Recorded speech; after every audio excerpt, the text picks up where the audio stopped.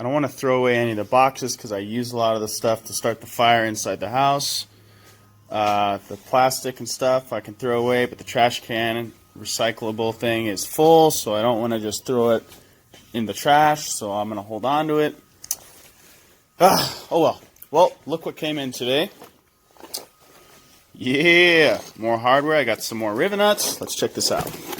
M6 1.0 heavy duty steel rivet nuts with the knurls. That's what you want, so that when you actually install them, they don't twist inside wherever you're installing them. The knurls actually really help.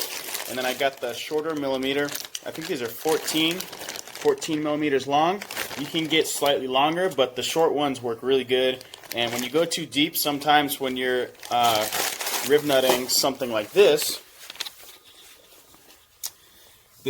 corner right here, it's real close to this metal, so you don't want to drill through the actual strut or whatever's behind it. So the longer the rivet nut is, the harder it is to make that work. And if you can see from the top, I'm not working with a lot of space, so the short one actually ended up working just enough, so where I tightened it a little bit, pushed it in, and then was able to tighten the rest of it without compromising the actual strength of the rivet nuts hold on the metal. Slightly longer zinc yellow M6 1.0 hex heads.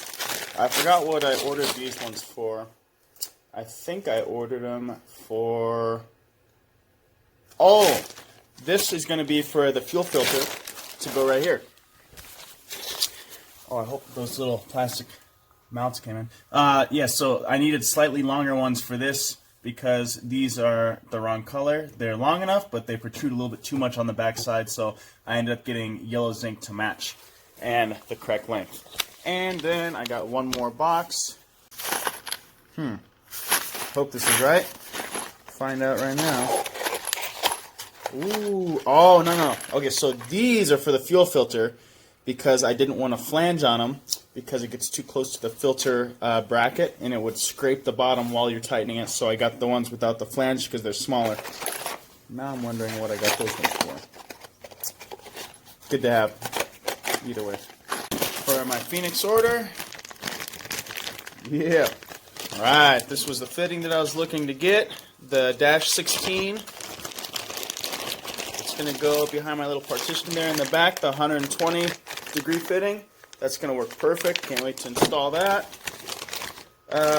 6 45s. These are for the fuel filter, or the fuel pickup, I believe. But there's only one. Only one of them. 45 degree dash 10. This is for, oh, I put in 2 orders, so this is one of them. I'm going to need more. And then this is going to be for my oil, the oil line there in the front, coming off of the actual rear oil port manifold on the rear iron. This is exciting because this is for nitrous. Yeah! This is where we can start to put the car together. Okay, can't wait till these new spacers come in. Those were not cheap. They were $5 a piece, I think. Remembered what the long ones were for the firewall. Nice new color. Love it. Alright, so we got those installed. Looking pretty nice, pretty nice. And now, I'll grab this guy, dash 1045. Put on the oil filter manifold on the rear iron and see how it fits. Nice. 45 degree puts it away from everything, and it'll also still make room for the water lines because another line's going to go right here and a third, so that'll be explained later. But it's going to 45. It looks like it's going to hit right here, but it's actually going to bend. The line won't have any problem making that bend. It's going to come straight across, down, and enter into the oil cooler from the bottom. Just got to order the rest of the fittings, but I'm only going to put that one on for now because the oil cooler has not come in yet. So I don't want to be wasting time, so you got to wait till you get the other aspects or the other products before you start making moves on them. So we got that installed. Now let's go ahead and do this guy. 120 degrees 16-16 crimp fitting for the water line. This is going to be from hot water coming from the motor back to the firewall back here. Is it gonna clear? Good shape, bad shape? Looks good so far. That is just about how it's gonna sit, kicking the line up against this wall away from the water pump that's sitting right here so that the line can go behind it. That's exactly what I was hoping for. That's gonna work great. Now I can actually get under the car and tighten up the line routing for this feed from hot water coming from the engine into the radiator and cut the line and actually make it.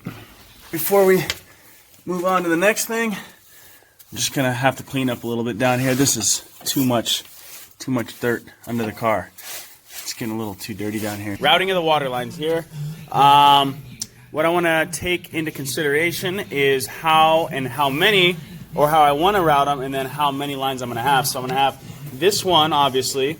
This is going to be the feed, hot water out of the engine. This is going to be returning water from the radiator, but first that's going to come through here through the oil cooler. So I can't just have room for one line because two lines are going to go there, and a third actually. Two from the back of the car forward and one forward. So the link is going to be the oil cooler, so the oil cooler will actually be the T for the most part. So yes, this looks awesome and there's room right here, but I also have to plan for a return coming right here. So now I'm thinking if I put this in back or on top of the oil filter manifold, it might make a little bit more room for the other water line coming from the oil cooler back in. So, and just for clarification, that is a oil or a water cooled oil cooler, so the coolant's going to be running through the oil cooler instead of the air. More on that later. So I have another line. I have room here, which is a concern. I have room for the oil filler dipstick, right? And there's going to be room for the feed to that oil cooler right here. It's going to go down below it. Okay, so that's good. So now I know my routing. I can plan and I can set this hot water feed to the radiator from the engine. I can set all the lengths and start to plan that and then actually cut the line by itself. But just wanted to give you guys a little idea of what it takes to plan out a good working routing system.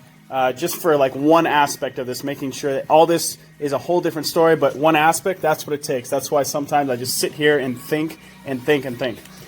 But also, the reason I went up and over this instead of back there, you're like, oh yeah, there's tons of room. Well, when I pull the transmission for clutch issues or whatever, I don't want this line to be in the way. Also, when you pull the motor, you want all this stuff to flop over to the right or to the left. You don't want anything to be in the way of mating the transmission bell housing to the actual iron of the engine.